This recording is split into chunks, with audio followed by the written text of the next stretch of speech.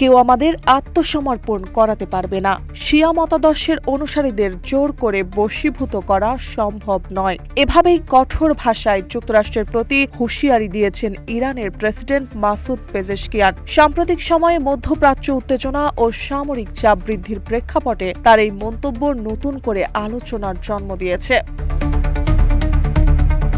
এর আগে প্রাণঘাতী শক্তি প্রয়োগের সম্ভাব্য মার্কিন হুমকি এবং আঞ্চলিক সামরিক তৎপরতা নিয়ে দুই পক্ষের মধ্যে উত্তেজনা বাড়তে থাকে। বিশেষ করে কৌশলগত জলপথ হরমুজ প্রণালী নিয়ে টানাপোড়েন পরিস্থিতিকে আরো জটিল করে তোলে। এই প্রেক্ষাপটে পেজেশকিয়ান ইরাকের প্রধানমন্ত্রীর সঙ্গে ফোন আলাপে আঞ্চলিক স্থিতিশীলতা বজায় রাখা এবং মধ্যপ্রাচ্য থেকে সামরিক হুমকি প্রত্যাহারের আহ্বান জানান। তিনি বিষয়টি সামাজিক যোগাযোগ মাধ্যম এক্সেও তুলে ধরেন।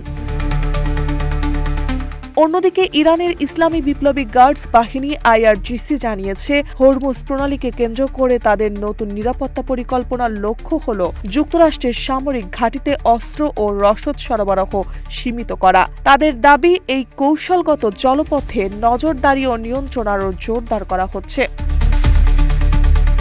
বিশ্লেষকদের মতে, চলমান উত্তেজনা ও সম্ভাব্য আলোচনার মাঝেই হরমুজ প্রণালীর নিয়ন্ত্রণ এখন যুক্তরাষ্ট্র ইরান সম্পর্কের সবচেয়ে স্পর্শকাতর ইস্যুতে পরিণত হয়েছে, যা ভবিষ্যৎ পরিস্থিতির গতিপথ নির্ধারণ করতে পারে।